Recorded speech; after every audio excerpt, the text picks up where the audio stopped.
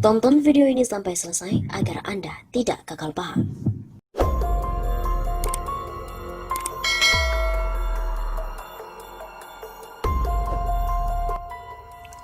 Bantah Megawati, penulis ini pun ungkap sejarah Wali Songo adalah utusan khilafah Turki Utsmaniyah. Sidi Abdullah, seorang penulis, di akun Twitternya dengan menautkan sebuah berita dari Kumparan, Megawati meminta para pendukung ideologi khilafah untuk keluar dari Indonesia. Dia mengatakan, kamu saja yang keluar, karena kakek buyut kami jauh sebelum Indonesia ada, sudah perang, korban nyawa, harta dan keluarga untuk kemerdekaan bangsa Melayu. Kalau kamu pikir modal dengan nama bapakmu, terus seenaknya, kami pun bisa menuntut. Baca sejarah Turki yang benar, biar tahu ada apa.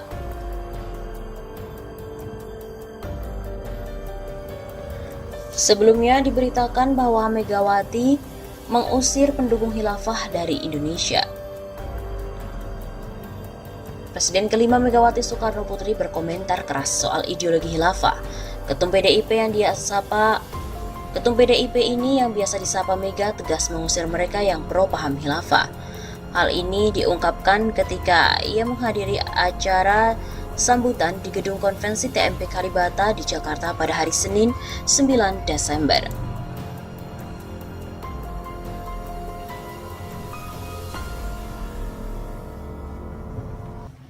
Namun bagaimana sejarah menjawab? Ternyata, Wali Songo merupakan utusan khilafah Turki Utsmaniyah untuk Nusantara. Sebagaimana yang telah dijelaskan sebelumnya dalam catatan penelitian berjudul Standar Dinar dan Dirham dalam Sejarah dan Fikih Islam, yang menyebutkan bahwa Wali Songo adalah mubalik Islam yang juga melakukan perdagangan dengan sistem moneter dinar dan dirham di Nusantara. Maka, saya akan menambahkan detail tentang Wali Songo pada tulisan tersebut yang diambil dari sebuah sumber orisinil yang tersimpan di Museum Istana Turki Istanbul, di mana dicatat dalam sejarah bahwa gerakan Wali Songo dibentuk oleh Sultan Muhammad I pada tahun 1404 Masehi atau 808 Hijriah.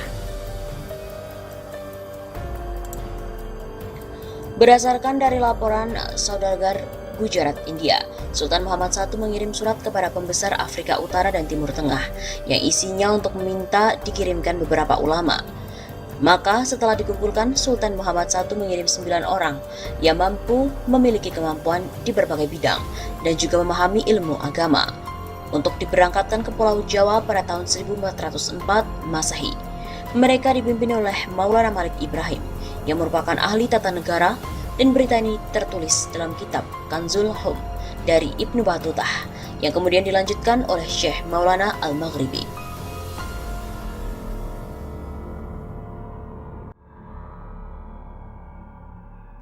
Wali Songo periode pertama tahun 1404 sampai 1435 Masehi terdiri dari 1. Maulana Malik Ibrahim berasal dari Turki, ahli mengatur negara. 2. Maulana Ishaq berasal dari Samarkand, Rusia Selatan, ahli pengobatan. 3. Maulana Ahmad Jumadil Kubro dari Mesir. 4. Maulana Muhammad Al-Maghribi berasal dari Maroko. 5. Maulana Malik Israel dari Turki, ahli tata negara. 6. Maulana Muhammad Ali Akbar dari Persia, ahli pengobatan. 7. Maulana Hasanuddin dari Palestina. 8. Maulana Aliuddin dari Palestina. 9. Syekh Subakir dari Iran, ahli ruqyah.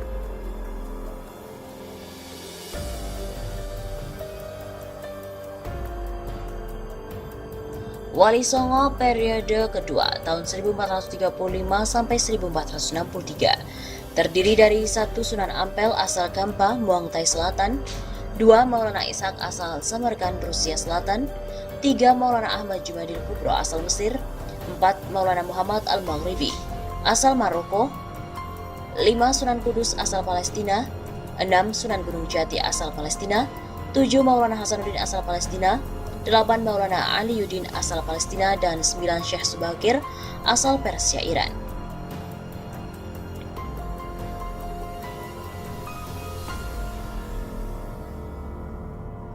Wali Songo periode ketiga 1463 sampai 1466 Masehi terdiri dari 1. Sunan Ampel asal Kempa Muangtai Selatan, 2 Sunan Giri asal Belambangan Banyuwangi, Jawa Timur, 3 Maulana Ahmad Jumadil Kubro asal Mesir, 4 Maulana Muhammad Al-Maghribi asal Maroko, 5 Sunan Kudus asal Palestina, 6 Sunan Gunung Jati asal Palestina, 7 Sunan Bonang asal Surabaya, Jawa Timur, menggantikan Maulana Hasanuddin, 8 Sunan Derajat asal Surabaya, menggantikan Maulana Aliuddin, 9 Sunan Kalijaga asal Tuban, Jawa Timur, menggantikan Syekh Subagir.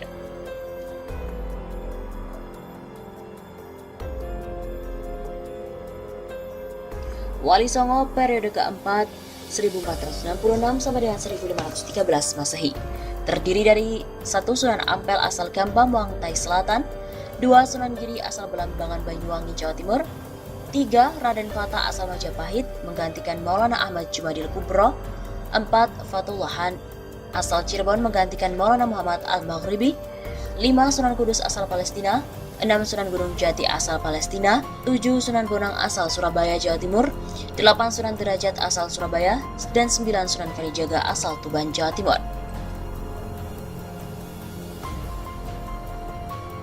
Wali Songo periode kelima 1513 sampai dengan 1533 Masehi terdiri dari 1 Syekh Siti Jenar asal Persia menggantikan Sunan Ampel, 2 Raden Fakih Sunan Ampel II menggantikan Sunan Giri, 3 Raden Fatah asal Majapahit, 4 Fatullahan, 5 Sunan Kudus asal Palestina, 6 Sunan Gunung Jati, 7 Sunan Bonang, 8 Sunan Derajat asal Surabaya, 9 Sunan Muria asal Gunung Muria, menggantikan Sunan Kalijaga.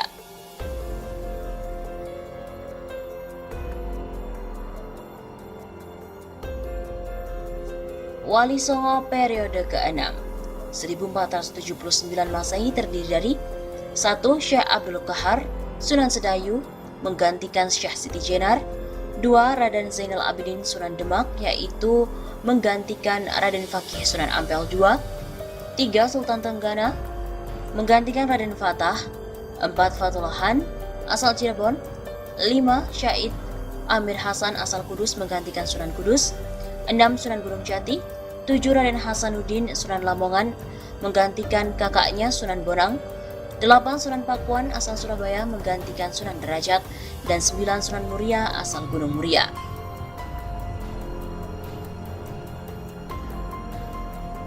Sebelumnya sudah juga terjadi kontrak dari Raja Sriwijaya pada tahun 100 Hijriah yang bernama Sri Dafarman mengirim surat kepada Khalifah Umar bin Abdul Aziz dari Khilafah Bani Umayyah. Sang raja meminta dikirimi dai yang bisa menjelaskan Islam kepadanya. 2 tahun kemudian, yakni tahun 720 Masehi, Raja Sri Dafarman yang semula Hindu masuk Islam. Sriwijaya Jambi pun dikenal dengan nama Sri Busa Islam.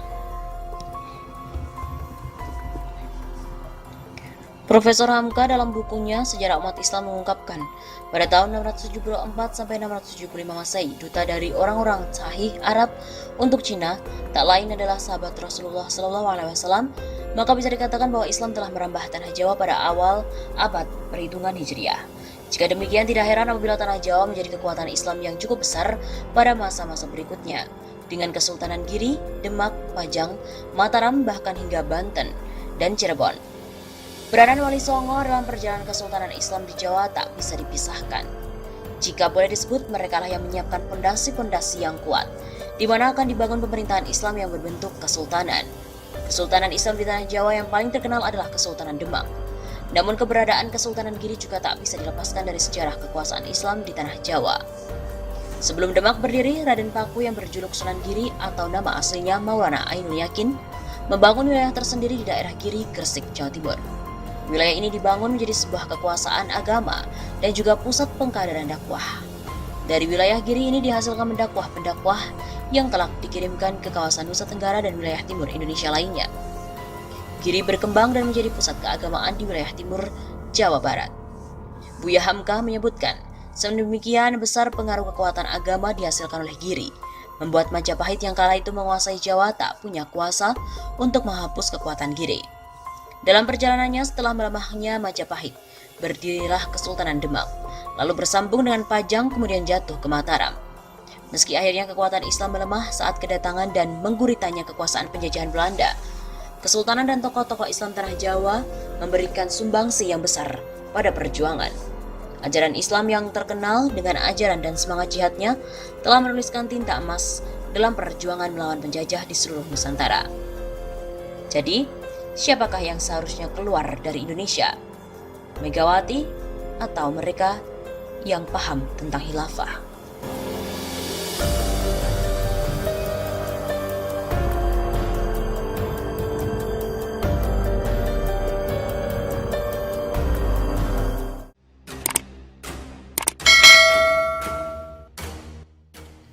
TNI sita buku PKI yang terdapat kata pengantar Megawati dan juga Eva Sundari. Apakah benar? Akun Facebook Rio Nahril Abdillah mengunggah sebuah foto tangkapan layar atau screenshot halaman media daring dengan judul TNI buku PKI yang kami sita terdapat kata pengantar Megawati Soekarno Putri dan Eva Sundari.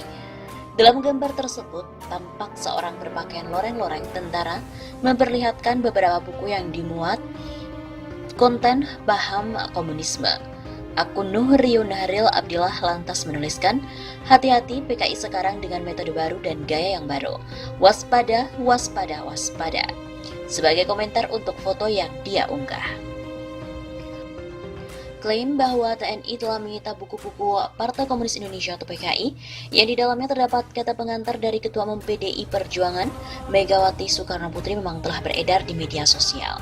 Klaim itu terdapat dalam gambar tangkapan layar tautan artikel yang berasal dari blog O'Brien. Artikel yang berjudul TNI, buku PKI yang kami sita, terdapat kata pengantar Megawati Soekarno Putri dan Eva Sundari. Terdapat pula foto seorang anggota TNI yang menunjukkan 3 buku yang disita. Di Facebook, gambar tersebut ternyata tidak hanya diunggah oleh Nuh, tapi juga diunggah oleh salah satu akun lainnya, yaitu Al-Qadri, yakni pada tanggal 13 Juni 2020. Lalu untuk memverifikasi klaim tersebut, tim Cek Fakta dari redaksi Tempo mula-mula menelusuri artikel yang terdapat di blog O'Brien tersebut. Namun blog O'Brien tidak dapat lagi diakses. Di halaman utama blog tersebut tertera pemberitahuan, maaf, blog di o'brien.blogspot.com telah dihapus. Alamat ini tidak tersedia untuk blog baru.